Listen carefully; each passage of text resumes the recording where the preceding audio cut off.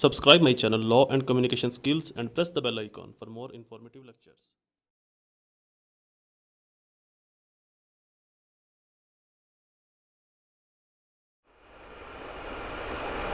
Assalamu alaikum friends and viewers, I hope all are fine. This is Mubashir Iqbal, Advocate High Court and Legal Lecturer. Series of legal lectures के अंदर हमारा आज का subject Pakistan penal code, topic या question हद and ताज़ीर। हद, limit, ताज़ीर आपकी जो बाउंड्रीज़ हैं, जो आपको स्टेट को परमिशन दी गई है, लॉ इन्फोर्समेंट एजेंसीज़ को परमिशन दी गई है, कोर्ट्स को या आपकी असम्बलीज़ को लॉ कानून साजी करने के लिए जो परमिशन दी गई है वो ताज़ीर कहलाती है। हद ऐसी सज़ाएँ, ऐसी अज्जा, ऐसी इकसाम सज़ाओं की जिनको कुरान और सुन्नत के अंदर मेंशन कर दिया गया।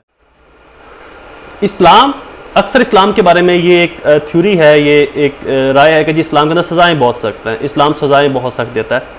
तो ऐसी बात नहीं, इस्लाम के अंदर सज़ाएँ बिल्कुल भी सख्त नहीं है। दरअसल इस्लाम के अंदर सज़ाओं को सख्त देखने वाले वो सज़ाओं को देखते हैं, सज़ाओं के बयान क्या है, इनके बैक के ऊपर क्या है, क्यों इतनी सख्त सज़ाएँ दी गई हैं, इस चीज़ को वो नहीं देखते। इस्लाम का सज़ाओं को सख्त करने का जो मयार है, जो इसका प्रिंसिपल है, वो इंसानियत की तजलील नहीं है। इस्लाम अगर सज़ाओं को सख्त करता है तो उसके अंदर प्रोटेक्शन ऑफ सोसाइटी है, प्रोटेक्शन ऑफ ह्यूमन राइट्स है, प्रोटेक्शन ऑफ स्टेट है। इसके अलावा और कोई इसका प्रिंसिपल नहीं है और कोई ऑब्जेक्ट नहीं है। इस्लाम दरअसल लोगों के, माशरे के, स्टेट के राइट को प्रोटेक्ट करता है कि सज़ा जितनी सख्त होगी, जुर्म करने का जो दायरेकार है, जुर्म करने का जो लोगों की इंटेंशन, नीयत है, वो उतना ही कम होगा। हद एंड ताज़ीर। लेक्चर स्टार्ट करने से पहले एज यूजुअल मैं अपने लेक्चर की फीस बताता चलूँ। कम से कम 10 रुपये आपने डोनेट करने हैं किसी भी गरीब को। अगर आपके घर के अंदर कोई मुलाजमा काम कर रही है उसको आपने देने हैं, बाहर किसी मांगने वाले को या कोई नहीं भी मांग रहा, कम से कम अपनी, इससे ज़्यादा भी आप दे सकते हैं, ये लिमिट नहीं है, कम से कम 10 रुपये आपने डोनेट करने मेरे लेक्चर की बस। फर्स्ट टर्म, सेकंड टर्म जो है वो आपने कम से कम 2 लोगों की हेल्प करनी है। कोई भी 2 लोग हों, जितनी आपकी इस्तात है, जितना आप कर सकते हो, लाखों की नहीं, 1 रुपये की हेल्प कर दें, मुस्कुरा कर मिल लें, किसी को सलाम कर दें, ये भी हेल्प है। ये मेरे लेक्चर की दूसरी फीस है। 3 साल के अंदर मेरे लेक्चर्स की फीस होगी। पहली, कम से कम 10 रुपये डोनेट करनी है। दूसरी, 2 लोगों की हेल्प करनी है कम से कम। और थर्ड, मेरे पेरेंट्स के लिए एक दुआ कि अल्लाह ताला उनका साया, उनको सेहत तंदुरुस्ती दे, उनका साया मेरे सर पे कायम रहे। और एक छोटी सी दुआ मेरे लिए, दुआओं में ज़रूर याद रखिएगा और मेरी पहले जो 2 एग्जाम है उसको ज़रूर फुलफिल कीजिएगा। लेक्चर स्टार्ट करने से पहले अगर आपके पास मेरे नोट्स अवेलेबल हैं तो वेल एंड गुड, अगर नोट्स अवेलेबल नहीं है तो डिफरेंट मार्केट्स के अंदर मेरे नोट्स अवेलेबल है। मुबशर लॉ सीरीज़ के नाम से या इनोवेटिव लॉ अकेडमी के नाम से आप वो परचेज़ करें, वो आपके लिए ज़्यादा रिलायबल है और कंफर्टेबल है, ज़्यादा आपको बेनिफिट पहुँचाएंगे। अगर नहीं अवेलेबल तो मेरे आप नंबर पर कॉन्टैक्ट कर सकते हैं, पार्ट लिख के आप व्हाट्सएप मैसेज कीजिए, मैं आपको PDF की सूरत में सेंड कर दूँगा। लेक्चर स्टार्ट करते हैं। हद एंड ताज़ीर and difference are meaning of हद। हद मीन लिमिट, बाउंड्रीज, किसी चीज़ को मुकर्रर कर दिया जाए। लाइक ऐसी सज़ाएँ, ऐसी पनिशमेंट जो कुरान और सुन्नत के अंदर मखसूस कर दी गई। अच्छा, एक हद का और है कि अक्सर लोग कहते हैं कि हद का मकसद है कि चोरी किया तो हाथ काट दिया। हद का, ये हाथ काटना फाइनल सज़ा नहीं है। हद का मतलब है एक लिमिट, एक बाउंड्री, कि आप इस बाउंड्री से क्रॉस नहीं कर सकते। फॉर एग्जाम्पल, अगर चोरी की सज़ा है हाथ काटना, लेफ्ट हैंड काटना, ये लेफ्ट हैंड किसी का काट देना, तो लेफ्ट हैंड को आप यहां से नहीं काट सकते या यहां से नहीं काट सकते, इसको सिर्फ कलाई से काटेंगे। ये हद है, बात फॉलो कीजिएगा। हद का मतलब सिर्फ बाउंड्रीज है, ये नहीं कि हर चोरी पर ही हाथ काट दिया जाए। किसी ने 5 रुपए चोरी किए तो उसका भी हाथ काट दिया जाए, नो। हद का मकसद एक लिमिट है, एक बाउंड्री है कि आपने इस जुर्म की सेंस के अंदर, इस जुर्म की प्रोपोजिशन के अंदर आपने सजा को इस लिमिट से तजावुज नहीं करना। अगर किसी शख्स ने चोरी की तो मैक्सिमम जो आप उसको सजा दे सकते हो, मैक्सिमम वो ये है कि आप उसका हाथ काट दो। बट कुछ उलमा कराम कहते हैं कि फिंगर को काट देना भी चोरी की सजा के अंदर इनफ है। फिंगर को पूरा काट देना या इस रो से, यानी कि फिंगर के 3 हिस्से होते हैं, 1, 2 और 3, तो फर्स्ट रो से फिंगर को काट देना या इस फिंगर का फर्स्ट हिस्सा भी काट देना, ये भी सजा के लिए कम है, और सॉरी सजा के लिए काफी है। बल्कि कुछ उलमा कराम तो इस हद तक कहते हैं कि अगर आप उसका नाखून भी काट दो लोगों के सामने तो ये भी हद की सजा के अंदर इन्फोर्स हो जाएगा, इंप्लीमेंट हो जाएगा। तो नोयत देखी जाएगी चोरी की और इंटेंशन देखी जाएगी चोर की। नोयत देखी जाएगी कि चोरी कितने की हुई है और उसकी इंटेंशन क्या थी, आया वो हैबिचुअल था या नीडी था, किस वजह से उसने चोरी की, मकसद क्या था, पर्पस क्या था, एक चीज। दूसरी, हद की जो सजा है ये कहत के दिनों के अंदर इंप्लीमेंट नहीं होती, ये बात याद रखिएगा। और वो भी तमाम केसेस में नहीं, ये नहीं कि कहत के दिनों में लोग कत्ल वगारत शुरू कर दे, लोगों को मारना शुरू कर दे। सिर्फ कुछ मखसूस केसेस में, लाइक थेफ्ट के केसेस हो गए या प्रॉपर्टी के इस तरह के जो केसेस है, वहां पर हद की सजा पूरी इंप्लीमेंट नहीं होगी, वहां पर ये तज़ीर के अंदर कन्वर्ट हो जाएगी। इसकी जो कन्वर्जन है वो तज़ीर की सेंस के अंदर चली जाएगी। तो ऐसे अयाम, ऐसे डेज जब जहां पर कहत पड़ा हो, जहां पर भूख अफलास उस स्टेट के ऊपर, इस्लामिक स्टेट के ऊपर आ गया, तो वहां पर कुछ टाइम के लिए हद को सस्पेंड किया जाता है। ये भी डिफरेंट उलमा इकराम की इसके अंदर भी एक राय है, एक थ्योरी है। एनीवे, ये एक राय मैंने आपको बताई है, लॉ नहीं है, एक राय आपको बताई है मैंने।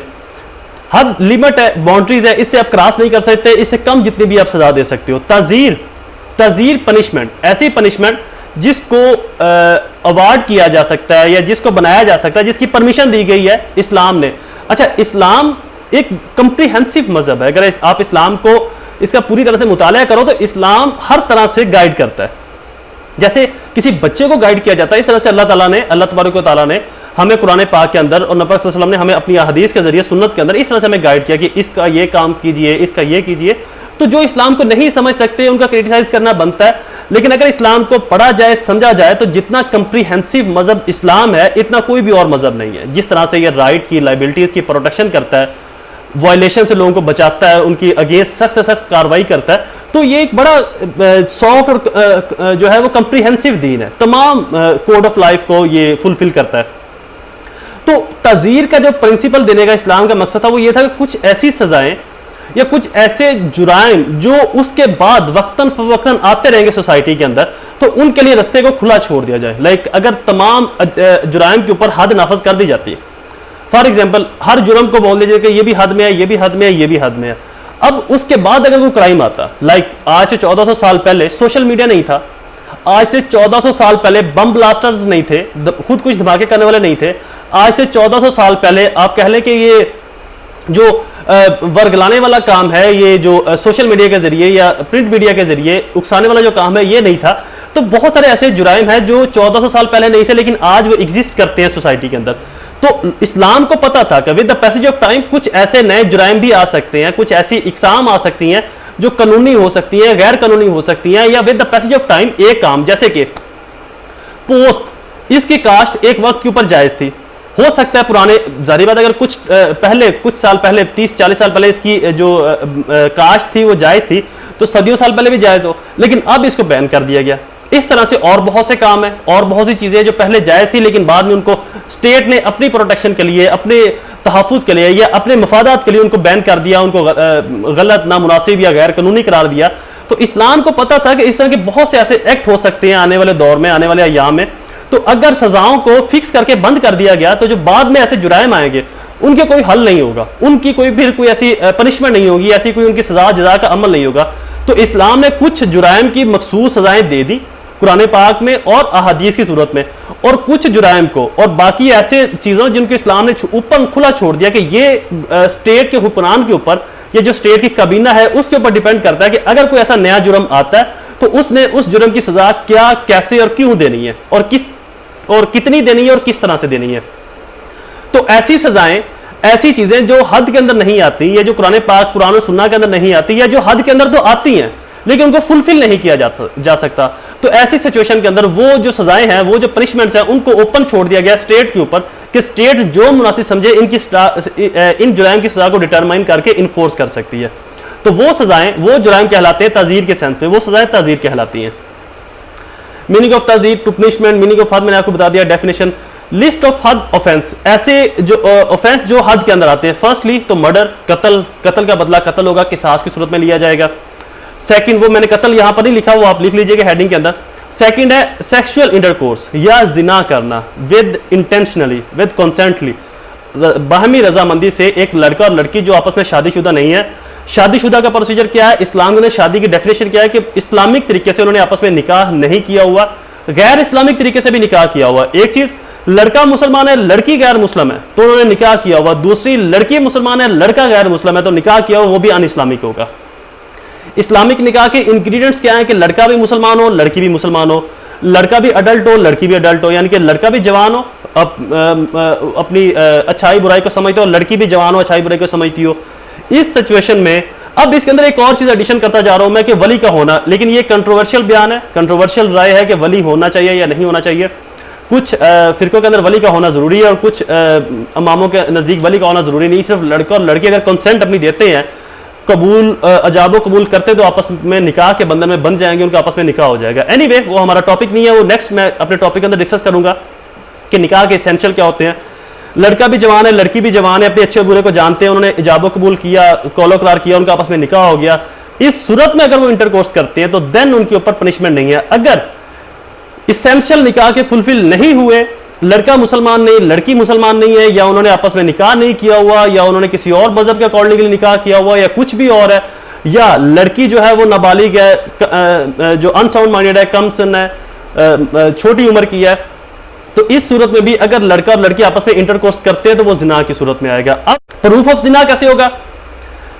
4 विटनेस जो तज़कियतुल शहूद के ऊपर पूरा उतरते हो, और 4 जो विटनेस है उनका मेल होना और मुसलमान होना जरूरी है, और उन्होंने वो तमाम जो इसके अंदर पेनिट्रेशन का अमल है, जो सेक्सुअल इंटरकोर्स का अमल है। अब यहां पर इख्तिलाफ राय है, लेकिन जो मेजॉरिटी उलमा कराम की राय है वो ये है कि फॉर्निकेशन के दौरान, पेनिट्रेशन के दौरान जो वो 4 गवाह हैं उन्होंने पेनिट्रेशन होते ऐसे देखा हो जैसे वो खुद कर रहे हैं, मतलब कि उन्होंने एक एक चीज को बिल्कुल वाज़िया देखा हो।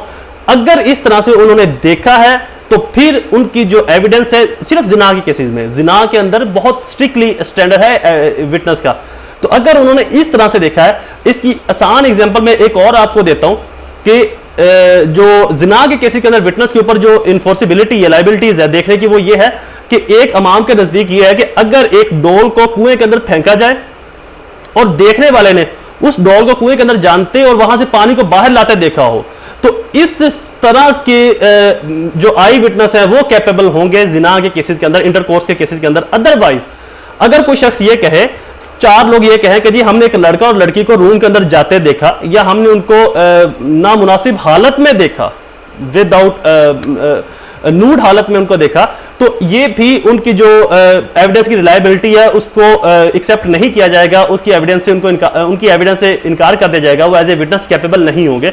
अगर वो ये भी कहते हैं कि हमने किसी लड़का और लड़की को रूम के अंदर जाते देखा या नामुनासिब हालत में देखा, नूड हालत में देखा, तो फिर भी एज ए वो कैपेबल नहीं होंगे एज ए विटनेस, या उनकी जो एविडेंस है वो रिलायबल नहीं होगी।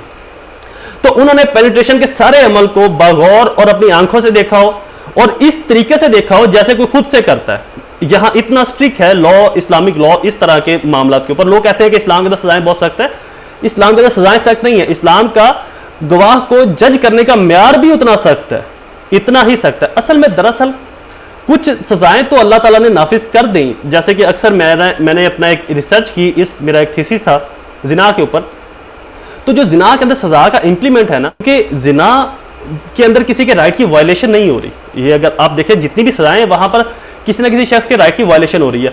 और जिना, इंटरकोर्स, ये वाहिद ऐसा जुर्म है इस्लाम के अंदर जिसके अंदर जो गवाहों का म्यार है, जो स्टैंडर्ड ऑफ विटनेस है, वो इतना हाई है, इतना हाई है कि आज तक जिना के केस में किसी को सजा नहीं हुई। सिर्फ 2 ऐसे केसेस रजिस्टर्ड हुए जहां पर वो भी कन्फेशन का अमल था, और बाकी जो केसेस रजिस्टर्ड हैं जो ज़ईफ अहादीस से मिलते हैं उनके बारे में ऑथेंटिसिटी नहीं है, उनको ज़ईफ अहादीस कहा जाता है। तो 2 ऐसे केसेस हैं जिनके अंदर जिना में सजा मिली है, और वो दोनों केसेस ही कन्फेशन के हैं। एज ए विटनेस ऐसा कोई भी केस नहीं है। 2 ही केस इस तरह के हैं जहां पर विटनेस आए थे और वो विटनेस प्रूफ ही नहीं कर पाए, और उन 4 विटनेस के ऊपर कज़फ की प्रोसीडिंग हुई। जो मेरा नेक्स्ट लेक्चर होगा वो कज़फ के ऊपर ही होगा। तो इसको प्रूफ करने का जो अमल है वो बहुत सख्त है, वो बहुत स्ट्रिक्ट है जनाब। तो मेरा जो मैंने रिसर्च की, थीसिस की, वो मैं इस अमल के ऊपर, इस नतीजे के ऊपर पहुंचा कि दरअसल अल्लाह ताला चाहता ही नहीं है कि जिना की सजा, क्योंकि अल्लाह ताला ने वो तमाम सजाओं का जो म्यार है वो गवाहों का वो कम रखा है। 2 विटनेस है, 3 विटनेस है। जिना के अंदर गवाहों का म्यार बहुत ज्यादा है। अल्लाह ताला ये चाहता है कि ये मेरा और बंदे के दरमियान का मामला है, क्योंकि यहां पर किसी के राइट की वायलेशन नहीं हो रही, यहां पर एक लड़का लड़की आपस में कर रहे हैं जिस काम से रोका गया इस्लाम में, तो अल्लाह ताला के हाँ इसको सजा सख्त से सख्त मिलेगी। या अगर वो माफी मांग लेते हैं तो बेशक अल्लाह ताला माफ करने वाला और बड़ा गफूर रहीम है, बहुत बाबरकत वो जात है, बड़ी आला शान की है। तो एनीवे ये एक बहुत बड़ा इस्लामिक टॉपिक हो जाएगा, हम किसी और तरफ चले जाएंगे। दैट मीन जिना का जो प्रूफ करने का तरीका है, 4 गवाह हो, उन्होंने पेनिट्रेशन के अमल को अपनी आंखों से देखा हो, पूरे अमल को अपनी आंखों से देखा हो, और उसके अलावा जो वो गवाहान है वो मुस्लिम हो, और 4 उनकी तादाद होनी चाहिए, और अक्यूज, या इसके अलावा अगर गवाह 4 नहीं आते तो फिर जो अक्यूज है वो कन्फेशन कर ले 4 बार, वो भी 4 बार। मुल्ज़म कहा कि जी हाँ मैंने किया, हाँ मैंने किया, हाँ मैंने किया, फॉर्निकेशन मैंने की है फलां फलां के साथ, तो फिर इसकी सजा की इंप्लीमेंटेशन होगी। 4 गवाह या 4 दफा कन्फेशन। अच्छा, सजा की इंप्लीमेंटेशन कैसे? इन केस ऑफ मैरिड, अगर वो कोई मुल्जिम जो है वो शादीशुदा है तो फिर उसको डेथ पेनल्टी, उसको जमीन के अंदर गाड़ कर या वैसे ऊपर बिठाकर उसको स्टोन मारे जाए, पत्थर मारे जाए, इन केस ऑफ अनमैरिड, अगर वो अनमैरिड है तो उसको 100 कोड़े मारे जाएंगे, लिटाकर 100 कोड़े मारे जाएंगे। तो ये दोनों सजाएं जो है वो लिमिट है, आप पहली दूसरी सजा जो है ये हद की लिमिट है, इससे क्रॉस नहीं कर सकते। यानी कि 101 कोड़े नहीं मार सकते, 110 कोड़े नहीं मार सकते। हाँ, आप उसको 20 कोड़े भी मार सकते हो, उसको 50 भी मार सकते हो, उसको 10 भी मार सकते हो, उसको 1 मार का भी छोड़ सकते हो। और कोड़े मारने का जो तरीकेकार है वो ये है कि ये जो बाजू है, इसका जो बाजू का ये वाला जो एरिया कोड़ा मारते हो, ये वाला एरिया यहां तक नहीं जाना चाहिए। एक चीज जनरली लोग कहते हैं कि ये जो हमारे कोड़े मारते थे आज से 30-40 साल पहले, वो तो ऐसे पीछे से भाग कर आते थे और वैसे ही बंदे को मार देते थे पहले कोड़े में। तो ये वाला जो आपका एरिया है, ये जो आपकी कूनी है, ये ऐसे नहीं होनी चाहिए। ये वाली जो कूनी है यहां पर हो, लाइक ऐसे, ये देख रहे हैं, ये कूनी इसके साथ मैच होगी, समझ आ रही कोड़े की। और फिर इस हाथ में कोड़ा पकड़ा होगा और आपने ऐसे मारना। ये तरीका है कोड़ा मारने का इन इस्लामिक। आपका ये वाला जो हिस्सा ये सीधा ना हो, बल्कि ये यहां पर भी नहीं होना चाहिए। ये जो कूनी है ये आपके जिस्म के साथ ऐसे अटैच हो जैसे वो जुड़ी हुई है साथ, और इस हाथ में कोड़ा अगर आपने इसको मारना है, ये तरीका है कोड़ा मारने का। अब आप देख लें ये कैसा एक तरीका है जिसके अंदर कोड़े मारे जाते हैं। Anyway, in case of married पत्थर मारे जाएंगे, ये भी हद है, इससे ज्यादा नहीं दी जा सकती सजा। 100 कोड़े ये भी हद है, 100 से कम हो सकते, ज्यादा नहीं हो सकते। डेफामेशन ये भी हद के अंदर आता है, किसी की तौहीन करना, इंसल्ट करना, किसी के ऊपर किसी के रिप्यूट को खराब करना, किसी के ऊपर ऐसा घनौना या ऐसा इल्जाम तोहमत लगाना, इल्जाम लगाना। प्रूफ ऑफ डेफामेशन, या तो कन्फेशन के जरिए जुर्म करने वाला खुद से प्रूफ कर ले, या 2 जवान अडल्ट विटनेस, मेल मुस्लिम विटनेस, 2 मुसलमान जवान जो हैं उनकी पास इसकी गवाही हो। पनिशमेंट ऑफ डेफामेशन, इसके 80 स्ट्रिप्स होंगे या 80 लैशेज होंगे, 80 कोड़े मारे जा सकते हैं, या 40 स्ट्रिप्स फॉर स्लैब्स, 40 स्ट्रिप्स इसके हो सकते हैं। कज़फ की सूरत में 80 स्ट्रिप्स होंगे और या दूसरी सूरत के अंदर 40 स्ट्रिप्स होंगे। ड्रिंकिंग ऑफ वाइन, जो शराब है, ये भी हद के अंदर आती है, इसको भी हद के अंदर सजा दी जा सकती है। Proof of drinking should be proof to adult eligible Muslim, इसको भी 2 एलिजिबल प्रूफ ऑफ ड्रिंकिंग को भी 2 मुसलमान गवाहों से प्रूफ किया जा सकता है, जवान गवाहों से, या कन्फेशन होगा। थेफ्ट ये भी उसके अंदर आएगा, हद की सजा के अंदर आएगा। इन एक्शन और crime of stealing, if the offender take something from custody of safe place, अगर ऑफेंडर जुर्म करने वाला किसी सेफ प्लेस से किसी जगह को उठाता है। Stealing property with the value of 1/4 दिनार अकॉर्डिंग टू मेजोरिटी, जो प्रॉपर्टी की मेयार है जो हद के अंदर फॉल करेगा, 1/4 दिनार से उसकी प्राइस ज्यादा होनी चाहिए, उससे कम प्राइस जो है वो हद के अंदर फॉल नहीं करेगी। He should be punished of the theft by the हद, उसको हद के मुताबिक सजा दी जाएगी। Cutting of the right hand from joint of wrist of theft in commit first time, पहली दफा उसका ये हाथ काटा जाएगा यहां से। ये हद है, ये मैं बता रहा हूं आपको, इससे यहां तक भी नहीं जा सकते। यहां से हाथ काटा जाएगा इस हड्डी से आगे, क्योंकि हाथ यहां से शुरू होता है। तो ये जो हड्डी है हमारी कलाई की, इससे आगे से यहां से हाथ काटा जाएगा, ये हद है। इससे इस तरफ को भी थोड़ा सा नहीं बढ़ सकते। अब इससे तजावुज नहीं कर सकते, इससे कम पर आप जितना मर्जी हाथ काट दें, चाहे आप ये वाला हिस्सा छोटी फिंगर का आप काट दें या नाखून ही काटते कुछ उलमा किराम के नजदीक, तो कम से कम जितनी भी सजा दे सकते हैं, लेकिन इससे तजावुज नहीं कर सकते। ये हद है। पहली बार ये हाथ, दूसरी बार ये हाथ, या ये पूरी उंगली अगर कम काटी गई है। अगर हैबिचुअल ऑफेंडर है, बार बार वो चोरी करता है, तो फिर उसकी जो सजा है वो डेथ पेनल्टी की सूरत में है। नेक्स्ट है जी रॉबरी। रॉबरी जो है ये भी हद के अंदर आएगी, इसको भी प्रूफ या तो कन्फेशन के जरिए किया जाएगा या वही 2 गवाहों की सूरत के अंदर। पनिशमेंट ऑफ रॉबरी, सर कलम करना, डेथ इम्प्रिजनमेंट होगी इसकी, या कटिंग हैंड और फुट, या हाथ को और पाँव को काट देना, हाथ या पाँव को, इन दोनों में से किसी एक को काट देना, या सर कलम कर देना, या लाइफ इम्प्रिजनमेंट। तो रॉबरी की सजा इस्लाम के अंदर भी लाइफ इम्प्रिजनमेंट की सूरत में अंदर भी मौजूद है। अपोस्टेसी, मजहब का बदलना। मुझसे एक मेरे ग्रुप के अंदर एक स्टूडेंट ने भी पूछा था कि अगर कोई मजहब चेंज करता है, तो इस्लाम के अंदर मजहब अगर कोई चेंज करता है, उसको पता है कि मजहब मैंने इस्लाम कबूल किया, उसने अपनी इंटेंशन से इस्लाम कबूल किया, या वो पैदा ही मुसलमान हुआ है, उसको पता है कि मजहब चेंज करने की सूरत में मुझे ये सजा मिल सकती है, इस तरह से मुझे सजा दी जा सकती है। तो ऐसी सिचुएशन के अंदर, ऐसी सूरत हाल के अंदर भी उसको जो सजा दी जाएगी वो डेथ पेनल्टी की होगी।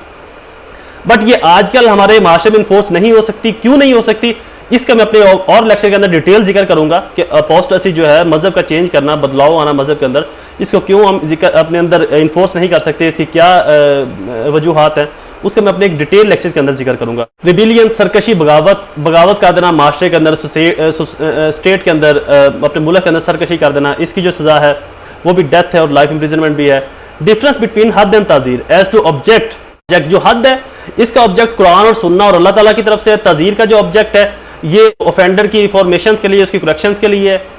एज टू प्रोसीजर, हद की जो प्रोसीजर है, इसका जो ट्रायल कंप्लीट होने के बाद जो ताजीर है ये इसका सिंपल ट्रायल होगा, एक जज इसका फैसला सुनाएगा, अपनी एक जजमेंट लिखेगा। एज टू राइट, जो violation of right, Allah gives हदूद पनिशमेंट। अगर राइट की वायलेशन हो तो हद के अंदर अल्लाह ताला की तरफ से पनिशमेंट है और ताज़ीर के अंदर स्टेट की तरफ से। चेंज ऑफ सेंटेंस, हद जो है वो चेंज नहीं हो सकती, ताज़ीर चेंज हो सकती है।